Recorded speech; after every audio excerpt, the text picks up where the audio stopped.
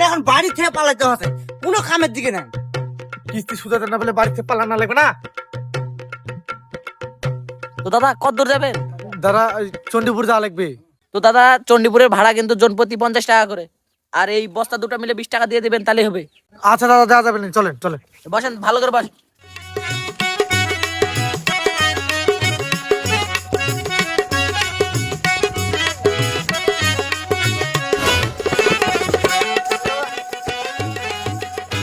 দাদা চণ্ডীপুর যাবেন? হ্যাঁ দাদা যাবো, পিছনে বসেন।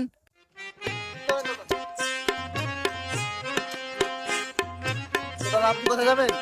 চণ্ডীপুর আমি কি করবো একলা বসে থেকে, দাদার সাথে না গল্প করি। তো দাদা আপনার দাদুর সম্পত্তি কিরকম কি ছিল? আমার দাদার এতগুলা গরু ছিল যে গরু গোয়ালি থেকে বাইরে করতে করতে সন্ধ্যা লেগে যেত। কত বড় চাপাবাজ। ভালো ভালো দাদা ভালো। দাদা আপনার দাদার কি ছিল?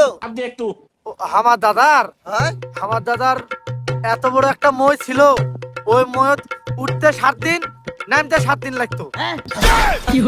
ও চাপাবাজ কম নয়। তো দাদা আপনার দাদুর তো বিশাল বড় মই, তো ওই মইটা কোথায় রাখতেন আপনার দাদু? কেন দাদা আপনার দাদার গোয়ালের তো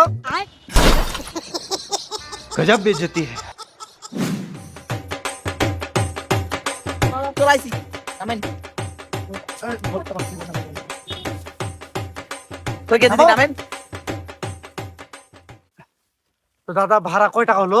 আপনারা দুজন আর এই বস্তা সহকারে 120 টাকা ভাড়া হয়। 120 টাকা? না না দাদা আর ঠিক টাকা দিতে পারবো না দাদা, দুটো বস্তার একটু কম নেন।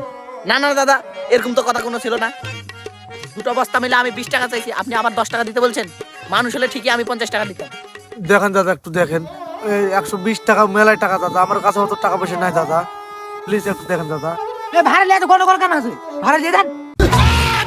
আর একটা মানুষ, তার মানে 120 টাকা ভাড়া আপনার।